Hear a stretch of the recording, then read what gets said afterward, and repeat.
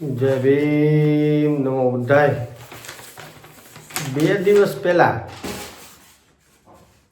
Una ડેપોનો depot manager Lakshman ડાયા Rathod LD Rathod, જે પોતાના સત્તાને મધોશમાં આપણી સાથે એક આવારા તત્વને શોભે એવું વર્તન કર્યું.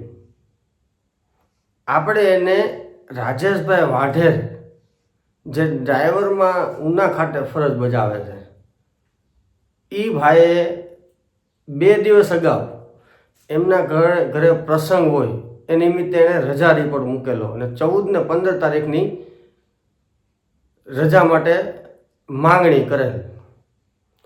આ બાબતે ઉના ડેપોના રમેશ વાઘમસિંહ અને એટીઆઈ, આપને નામ કિશોરભાઈ કરીને લગભગ છે, નામ નથી ખ્યાલ, આપણા મગજમાંથી નીકળી ગયું છે.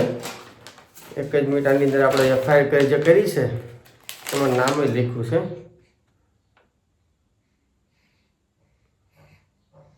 એટીઆઈ કરશનભાઈ માયાભાઈ મોરી. આ કરશન માયા મોરી અને રમેશ વાઘમસિંહ અને ડેપો મેનેજર લક્ષ્મણ ડાયા રાઠોડ દ્વારા મેળાપીપણું કરી આ વ્યક્તિને એન કેન પ્રકારે હેરાન કરવા માટે કેમ કે આ જે રાજેશભાઈ મારું વાઢેર છે એમણે આપણે થોડા સમય પહેલાં ફોન કર્યો હતો. એટલે આ લોકોએ એની દાજ રાખી ત્યારેથી નરેશવાળાને ફોન કેમ થાય આ બધી દાજ રાખી એમણે એને ગોટાળે ચડાવવા માટે, એને રજા ન આપવા માટે અને હેરાન કરી માનસિક ત્રાસ આપવા માટે એને રજા રિપોર્ટ મંજૂર ન કર્યો. આ બાબતે રાજેશભાઈ વાઢેર દ્વારા આપણે રાત્રે 10:15 વાગે ફોન કરવામાં આવે છે. એટલે આપણે આ જે ડેપો મેનેજર તો છે, આપણે એના માણા મારી નાખ્યા છે, એટલે આપણે તો ફોન ન પડે, કેમ કે એને આપણેથી વીઘો પોળો થાય છે. કેમ કે ખોટા માણસ હોય ને એને ડર લાગે, સાચો માણસ હોય ને એને કોનો ડર હોય? એ તો ગમે ત્યારે ગમે એનો ફોન ઉપાડી લેવાનો છે, એને કોઈની બીક જ નથી હોતી. પણ જે ખોટા હોય, ભ્રષ્ટાચારી હોય, જેણે જીએસઆરટીસીને પોતાના બાપની ભેડી સમજીને બેઠા છે, એન કેન પ્રકારે લોકોને હેરાન કરવા છે, એ લોકો મારો ફોન ન ઉપાડી શકે. મળદ માણા હોય એ જ મારો ફોન ઉપાડી શકે, જેનામાં જવાબ દેવાની ત્રેવડ હોય. પણ આવા માયકાંગલા મારો ફોન ઉપાડી ન શકે. એટલે આપણે ડીસી જે સોલંકી અહીંયા અમરેલી ડિવિઝનમાં છે એમને ફોન કર્યો. એટલે ડીસી સાહેબે થોડુંક હવામાં વાત કરતા હતા, પણ આપણે એને કંઈ ઇગ્નોર કર્યા, કેમ કે હજી ડીસી સાહેબના ઘણા આપણી પાસે કાંડ પડ્યા છે અને ટૂંક સમયમાં આપણે વાયરલ કરશું. એટલે આપણે ડેપો મેનેજરને 3 રિંગ કરી, 3 રિંગ નો ઉપાડી. પછી ડીસી દ્વારા એમને ફોન કર્યો હશે, એટલે ભાઈનો મારામાં સામેથી ફોન આવ્યા ભેગો તો તમને કહે એની જે એના મા બાપના સંસ્કાર છે એ દેખાડવા મળ્યો. અને પોતે એમ કહે છે કે હું રાજપૂત, એટલે એ ભાઈ રાજપૂતની પેદાશ હોય એવું આપને લાગે છે, પણ ઓરિજિનલ રાજપૂતની પેદાશ ન હોય. ઓરિજિનલ ક્ષત્રિય હોય ને એ લોકોની સેવા કરે, એ લોકોનું રક્ષણ કરે. એ લોકો એનો ઇતિહાસ કહે છે, ક્ષત્રિય સમાજ હર હંમેશ લોકોના રક્ષણ માટે એમણે એના જીવ હોમી દીધા છે, એમના લોહી સમાજ માટે રેડી દીધા છે. પણ આ માયલો રાજપૂતની પેદાશ નથી. આ કોક ડીએનએ ફેરવાળો રાજપૂત હશે, આ એની પેદાશ હોય એવું લાગે છે. એટલે ભાઈ આપણે યારે અભદ્ર ભાષામાં વર્તન કરે છે. અને આજે મારા હાથમાં તમે જે એફઆઈઆર જોવો છો ને, આ એફઆઈઆર આપણે એની વિરુદ્ધ કરી છે. પણ ક્યાંક ને ક્યાંક ડીસી દ્વારા એને છાવરવામાં આવતો હોય એવું લાગે છે. રાજેશ વાઢરને જે દિવસે લાયન એને નથી ઉપાડી, રજા રિપોર્ટ અગાઉ આપેલો છે, છતાં એને સસ્પેન્ડ કરી બગસરા ડેપો ખાતે ફેંકી દેવામાં આવેલ છે. આ બાબતે ડીસી મૌન સેવે છે. જોકે ડીસીના હુકમ સિવાય આ વસ્તુ બને નહીં. પણ આપને સૂત્રો દ્વારા એવી માહિતી મળી છે કે ડીસીનું આ ડેપો મેનેજર કાંઈ રાખતો નથી. એટલે ડીસીની અંડરમાં આ કામ કરે છે કે આ ડેપોની અંડરમાં આ ડીસી કામ કરે છે, એ આપને સમજ પડતી નથી. કેમ કે ક્યાંક ને ક્યાંક ડીસીની જે દુખતી નસે છે ને આ રાઠોડ પાસે હશે એવું લાગે છે આપને.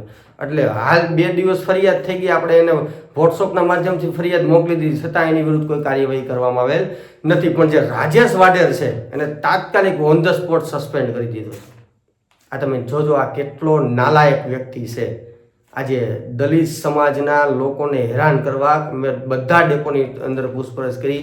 જ્યાં જ્યાં ભાઈ આ નોકરી કરીને આવ્યો છે ને બધે પૂછપરછ કરી તો બધા એમ કહે છે કે નરેશભાઈ આપણી સમાજને જ આ વ્યક્તિ નડે છે અને એના જે પાગ્યા છે અને જે રાજપૂતનો ડીએનએમાં ફેર હશે એ ભાઈના જે મળતિયા છે એ લોકોને જ આ હાચવે છે. કેમ કે ભાઈ પોતે શું એમ કહે છે ને હું સુરેન્દ્રનગરનો રાજપૂત એટલે એની પેદાશ હોય એટલે એ જોકે જ્ઞાતિવાદી વ્યક્તિ છે. બાકી રાજપૂત હોય ક્ષત્રિય હોય કોઈ બી XYZ કોઈ બી સમાજ હોય એને કોઈની યારે જે હોદ્દા લઈને હોદ્દો ધારણ કરીને બેઠો છે એ વ્યક્તિને કોઈની યારે કોઈ જ્ઞાતિવાદ હોતો નથી. પણ આવા અમુક હલકા છે ને હલકા એ સમાજને ઉતારી પાડે છે.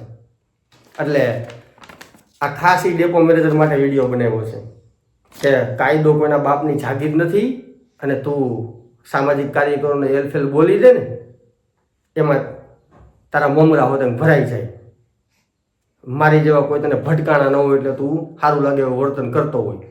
અને રહી વાત મને મારી નાખવાની ધમકીની ના તે જે કાંઈ છે ને તમ તારે જો આપણે એક બાપની પેદાશ હોય ને તો તમ તારે રૂબરૂ ભેગું થવા હું તૈયાર છું. પણ તારામાં તેવડું હોય ને તો તને આને આગળના વિડીયોમાં મેં કીધું હતું તારામાં તેવડું હોય ને તું તારા ડીએનએમાં ફેર ન હોય તો ઓરિજિનલ એક જ બાપની ઓલાદ હો તો તમ તારે હું તો અહીંયા અમરેલી રહ્યો છું આવી જાજે. પણ એવી તો કાંઈ એનામાં તેવડ છે નહીં. લોકો ફોન કરે છે સીયુજી નંબર ભાઈ બંધ રાખીને બેઠા છે. એ બાબતે ડીસી કોઈ જાતનું બોલવા તૈયાર નથી. સીયુજી નંબર એટલે સરકારી નંબર છે. સરકારી નંબર ફરજિયાત ચાલુ હોવો પડે.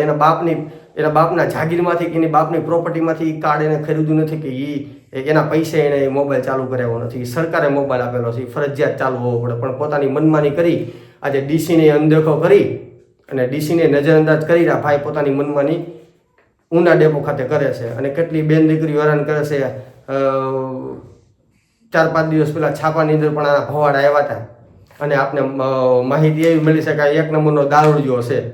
જે દિવસે આપણે ફોન કર્યો ને એ દિવસે ભાઈ દારૂ પીધેલી હાલતમાં જ હતો એવું આપણે પાક્કી બાતમી હતી. પણ ભાઈની લાગવગ બહુ ઝાઝી ને એટલે આજે ડીસી છે ને ડીસીએ કોઈ જાતના એની વિરુદ્ધ ખાતાકીય કાર્યવાહી કરી નથી. એટલે આજે હાલ પણ આ જે ડેપો મેનેજર છે અને ડીસીનો બેનો નંબર અંદર મૂકું છું અને ફોન કરીને પૂછો કે તમે સરકારી નંબર ક્યાં કારણોસર બંધ રાખો છો. તમારો આ જે ડીએમ છે ડેપો મેનેજર છે એ સંડાસ સાફ કરવામાં હાલે એમ નથી તો તમે એને ડીએમ બની અને તમને કહો લોકોના જીવન અરે કેમ ચેડા કરાવે છે અને લોકોને કેમ આટલો માનસિક ત્રાસ આપે છે. કરો ફોન. અને આ એફઆઈઆર થઈ ગઈ છે. એના જે બનેવી સાહેબ છે ને ટૂંક જ સમયમાં ઉપાડીએ છે અને આપણે જોઈએ છે આ ડીસી કેવી કેની વિરુદ્ધ ખાતાકીય કાર્યવાહી કરે છે. અને જે રાજેશ વાઢેરની બાબત છે એ તો અમે કોર્ટમાં લડી લઈશું. અમને છે ને કાયદાકીય રીતે લડત આપતા આવડે છે. એટલે એવું ન સમજવું કે અમે ખાલી વિડીયો જ બનાવીએ છીએ. અને હજી તો તમે શાંતિ રાખો.